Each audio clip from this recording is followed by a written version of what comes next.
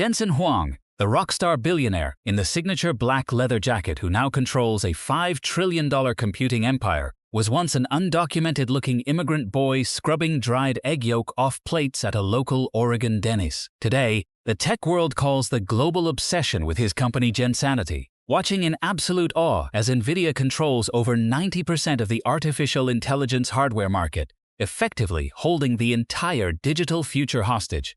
But long before global tech giants began begging this single man for allocation of his Blackwell superchips, he was a terrified 10-year-old child trapped inside a brutal Kentucky reformatory, cleaning public toilets and facing severe racial bullying just to survive the night.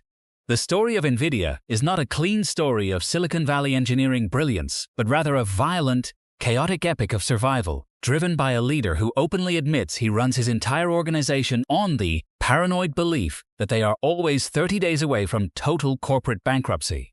If you look closely at the modern tech landscape, every single neural network, every large language model, and every autonomous system driving the global stock market breathes only because Jensen Huang spent billions of dollars and risked absolute ruin on a software platform that Wall Street repeatedly begged him to abandon.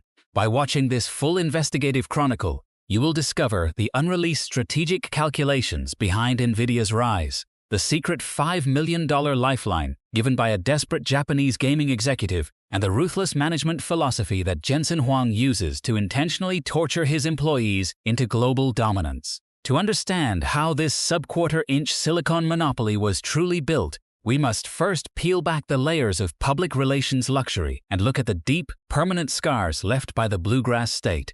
To survive the relentless isolation of the Oneida Baptist Institute, a young immigrant boy had to develop an internal armor that normal children simply never acquire. When Jensen Huang was mistakenly sent to that remote Kentucky school by an uncle who genuinely believed it was a prestigious private academy, he was dropped into a facility populated largely by troubled youth sent there to be rehabilitated or reformed. Being one of the only Asian children in the entire region during the mid-1970s meant his life became an immediate target for systemic hostility. He suffered racial slurs, physical intimidation, and hazardous hazing, including terrifying moments where older students would violently shake the unstable rope suspension bridges as he attempted to cross them over dangerous drops.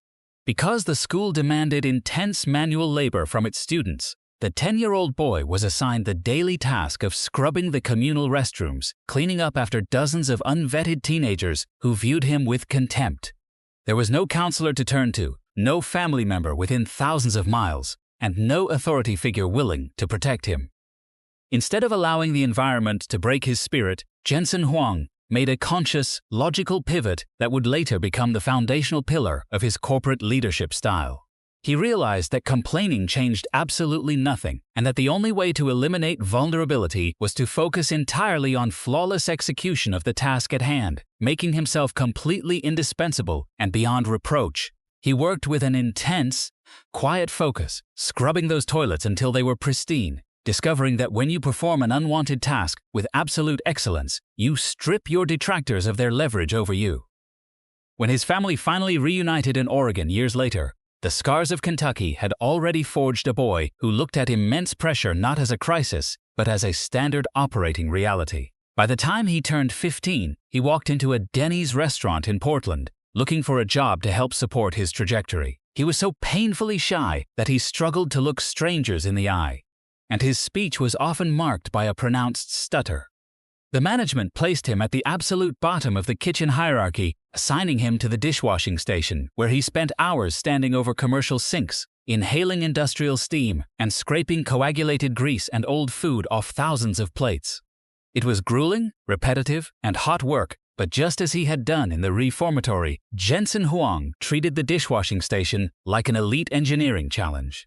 He optimized the speed of the water, reorganized the placement of the drying racks, and worked with a manic efficiency that quickly forced the managers to notice him. They promoted him to busboy and eventually to a night shift server. To stand in front of rows of demanding, unpredictable customers during the late hours of the night, he had to completely dismantle his own social anxieties, forcing himself to communicate clearly, anticipate human demands, and project an absolute calm amid complete restaurant chaos. He would later reflect that this intense service environment taught him more about human behavior, crisis control, and operational speed than any business school ever could. He learned how to read a room in seconds, how to placate angry individuals without losing control of the timeline, and how to operate at peak efficiency when every single table was screaming for attention. The hot kitchens of Oregon and the cold isolation of Kentucky did not just teach him how to work hard. They hardwired his brain to associate extreme discomfort with personal growth. When he later arrived at Oregon State University to study electrical engineering, his peers saw a brilliant, unusually driven student, but they could not see the invisible foundation underneath. He was already a seasoned survivor of environments designed to crush him, meaning that when he finally entered the cutthroat world of Silicon Valley technology, he did not view corporate battles as life or death scenarios. He had already faced life or death scenarios as a child, and to him, the corporate world was simply another kitchen that needed to be optimized. By the spring of 1993, the entire global technology landscape was resting on the precipice of a massive shift, yet almost nobody saw the structural explosion that was about to occur. On a cold, unremarkable morning, Jensen Huang sat inside a crowded Silicon Valley Denny's booth alongside two brilliant engineers, Chris Malachowski and Curtis Priam. Over endless refills of cheap coffee, surrounded by the constant clatter of dirty dishes that had defined Huang's teenage years, the three men sketched out a vision that many contemporary venture capitalists dismissed as a financial hallucination. They recognized that the personal computer market was about to move from flat, two-dimensional computing to immersive, three-dimensional graphical worlds. Armed with just $40,000 in initial capital, and a profound belief that video games would become the ultimate commercial vector for hardware advancement, NVIDIA was officially born inside that humble restaurant booth. However, their initial foray into the market almost resulted in absolute destruction. In 1995, the company launched its first major product, the NV1 graphics card, a chip that relied on an incredibly complex technology known as quadratic texture mapping. Huang had gambled the entire technical direction of the company on this unique architecture, believing it was mathematically superior to anything else on the drawing board. But just as the NV1 hit the retail markets, Microsoft released Windows 95 and introduced Direct3D, a software standard that mandated triangle-based rendering instead of NVIDIA's quadratic shapes. Instantly, the NV1 became completely obsolete, a technical dead end that no major software developer wanted to touch. The financial fallout was immediate and catastrophic. NVIDIA's capital reserves evaporated, leaving the young startup less than 30 days away from complete, irreversible bankruptcy. Confronted with the terrifying prospect of total failure, Huang had to execute a brutal corporate triage, laying off over 60% of his staff, reducing a vibrant team of over 100 engineers down to a skeleton crew of 35. The emotional weight of looking into the eyes of the people who had trusted him and telling them they no longer had jobs was immense, but it ignited a profound psychological shift inside Huang. He vowed that from that moment on, he would manage NVIDIA with a persistent, healthy paranoia, operating every single day under the explicit internal assumption that the company was on the verge of ruin. Amid this profound crisis, NVIDIA was still contractually bound to develop the NV2 chip for the Japanese gaming giant Sega. Huang knew that if they spent the remaining weeks of their life building a chip based on their outdated quadratic architecture, the company would die the moment the product was completed. In an act of unparalleled executive audacity, Huang called the CEO of Sega, Shoichiro Irimajiri, and made an incredibly honest, vulnerable confession. He told Irimajiri that NVIDIA's architecture was a failure, that they could not fulfill the technical requirements of the contract, and that continuing would destroy both companies' timelines. But then, Huang delivered the ultimate gamble. He requested that Sega pay NVIDIA the full $5 million remaining on the contract anyway, explaining that without this cash injection, NVIDIA would collapse immediately, and Sega would lose all its invested capital forever. It was a moment of sheer strategic brinkmanship that relied entirely on the human trust Huang had cultivated. Miraculously, impressed by Huang's absolute transparency and structural conviction, Irimajiri agreed to release the $5 million lifeline. That single act of commercial grace allowed NVIDIA to survive long enough to completely redesign their roadmap from scratch. With their final reserves, the remaining skeleton crew worked around the clock to create the Riva 128, a triangle-based accelerator chip that fully embraced the new Microsoft standards. When the Riva 128 launched in 1997, it didn't just succeed, it became a runaway commercial juggernaut, selling nearly 1 million units in its first 4 months and completely saving the company from the grave. By 1999, NVIDIA went public, unleashing the GeForce 256, a device that Huang boldly branded as the world's very first graphics processing unit, or GPU. The company had transformed from a dying restaurant dream into a public powerhouse, but the survival instincts forged during those dark 30 days ensured that Huang would never let his organization become comfortable, setting the stage for an even larger, multi-billion-dollar gamble that Wall Street would openly condemn. By the middle of the 2000s, NVIDIA had established itself as the undisputed king of computer graphics, pulling in massive profits from millions of video gamers who demanded their chips to run increasingly realistic digital environments. To any ordinary chief executive officer, this would have been the perfect moment to slow down, maximize profit margins, and enjoy the praise of Wall Street analysts. But Jensen Huang did not look at the world through the lens of ordinary executive comfort. He looked at his microprocessors and saw a profound structural limitation. For decades, traditional central processing units, or CPUs, had handled tasks sequentially, one line of data at a time, making them excellent for basic software but incredibly slow when processing massive parallel tracks of information. NVIDIA's graphics chips, by contrast, were built to compute thousands of tiny tasks simultaneously to render millions of pixels across a display every fraction of a second. Huang asked himself a radical question that would alter the course of computing history. What would happen if you unlocked these gaming chips and allowed scientists, researchers, and engineers to use them for massive, general-purpose supercomputing? The answer to that question arrived in 2006 with the official unveiling of CUDA, the Compute Unified Device Architecture. CUDA was an entirely unique software platform that allowed programmers to write code directly for the GPU, bypass traditional graphical limitations, and harness the raw computational power of thousands of processing cores at once.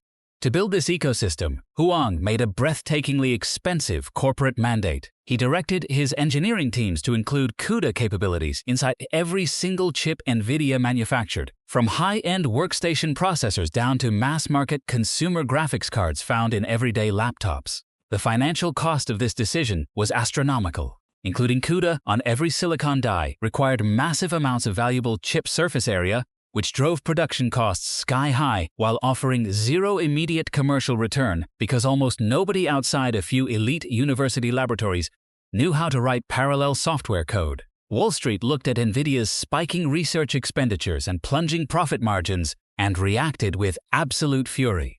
Investors and mainstream analysts openly condemned the strategy, accusing Huang of mismanaging corporate assets and wasting billions of dollars on a delusional vanity project that had no viable market.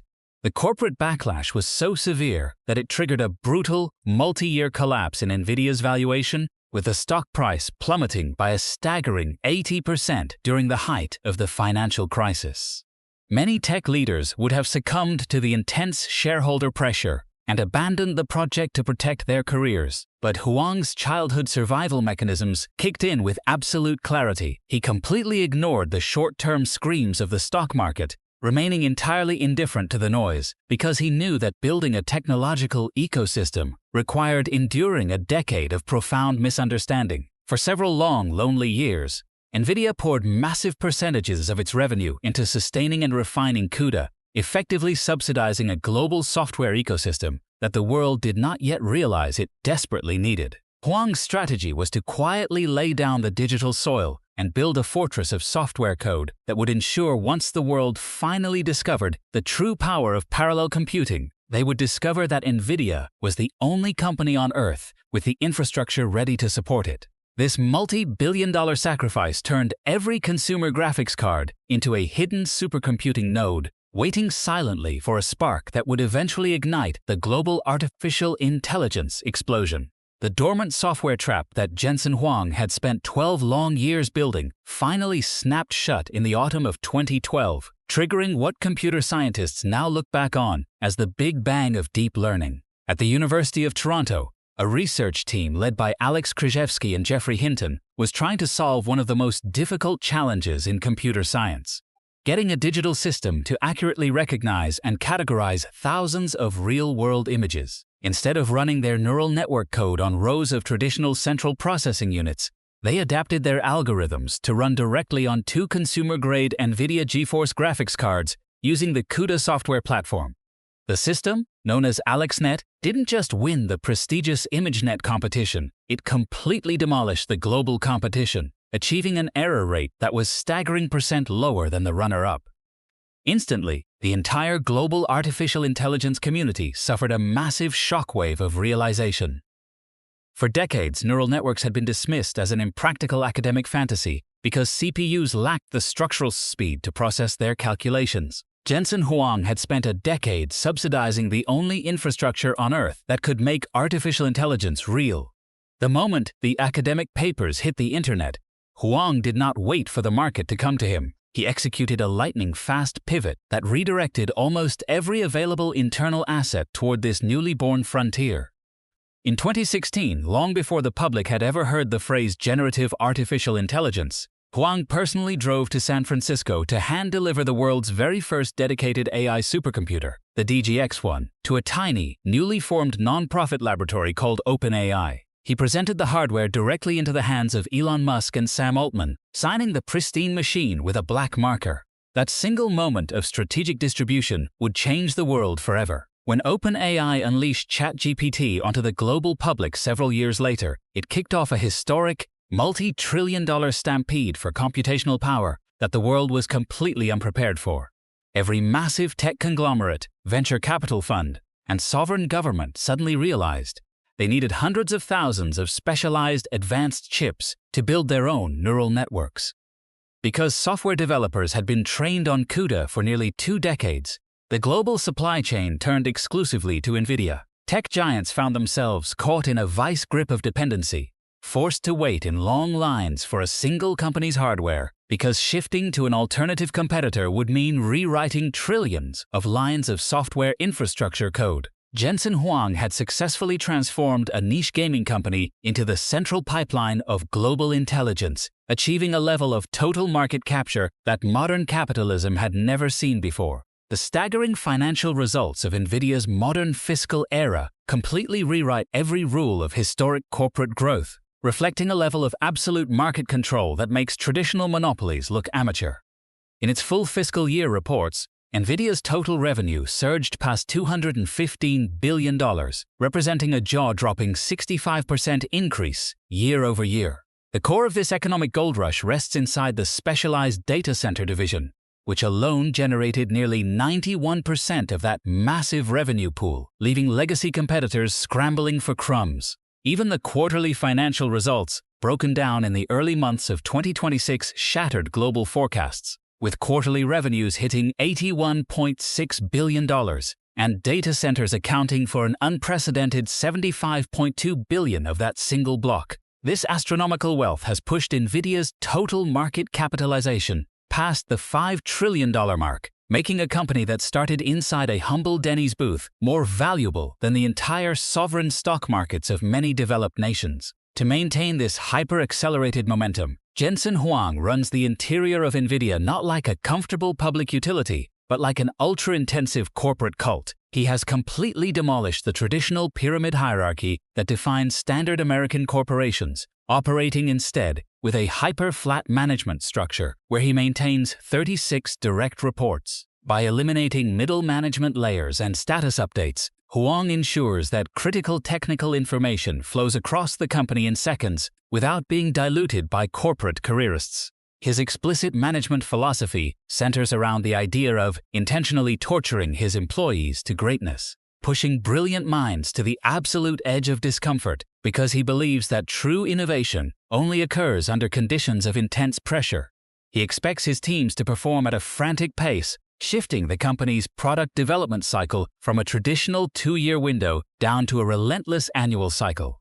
Under this blistering timeline, the highly sought-after Blackwell computing architecture is already being immediately succeeded by the active deployment of the next-generation Vera Rubin samples and the rollout of their proprietary Vera central processing units. This ruthless culture means that employee status updates are non-existent. and any worker who demands traditional corporate work-life balance quickly burns out. But for those who stay, the reward is a front-row seat to a corporate machine that moves faster than any entity in technological history, designed by a leader who openly demands absolute, unyielding devotion to the mission. The immense power that NVIDIA wields over the modern world has officially transcended the boundaries of Silicon Valley corporate competition, transforming Jensen Huang into an unprecedented geopolitical anchor. Today, the global economy finds itself in a state of absolute dependency on NVIDIA's silicon engineering, making his production pipeline a primary battleground in the ongoing technological Cold War between the United States and China. As Washington imposes increasingly stringent export restrictions to choke off Beijing's access to elite artificial intelligence hardware, Huang is forced to play a high-stakes chess match, carefully designing scaled-down chips for the Chinese market while ensuring his cutting-edge Blackwell and Vera Rubin architectures remain firmly within Western spheres of influence. Yet even as the Chinese tech sector attempts to exploit complex technical workarounds to bypass these embargoes, an entirely separate threat is brewing right inside NVIDIA's own customer base. The world's wealthiest hyperscale cloud computing conglomerates, including Google, Amazon, and Microsoft, are currently pouring billions of dollars into developing their own custom, application-specific integrated circuits, racing to build custom chips designed explicitly to break free from NVIDIA's exorbitant monopoly pricing. Legacy rivals like Advanced Micro Devices are aggressively weaponizing these systemic anxieties, closing massive infrastructure deals with digital titans like Meta to chip away at NVIDIA's market share. But trying to unseat Jensen Huang by simply manufacturing a faster processor is a fundamental misunderstanding of the fortress he has spent 30 years constructing. Competitors can copy the silicon, but they cannot replicate the decades of unified CUDA software code, the high-speed InfiniBand networking acquired through Mellanox, or the total capture of global manufacturing capacity that leaves NVIDIA completely unrivaled. The true lesson of Jensen Huang's staggering ascent from a traumatized child cleaning Kentucky reformatory toilets to a $5 trillion tech titan is that strategic resilience is never born out of comfortable corporate stability. It is forged through the endurance of deep adversity, the willingness to suffer years of profound market misunderstanding, and the relentless, paranoid cultivation of an organization that behaves as if it is constantly 30 days away from absolute extinction. If you want to stay ahead of the massive structural shifts rewriting the global tech economy, hit the like button, subscribe to Founder Life right now, and click on the next video appearing on your screen to uncover the hidden financial forces shaping the world's most powerful corporate empires.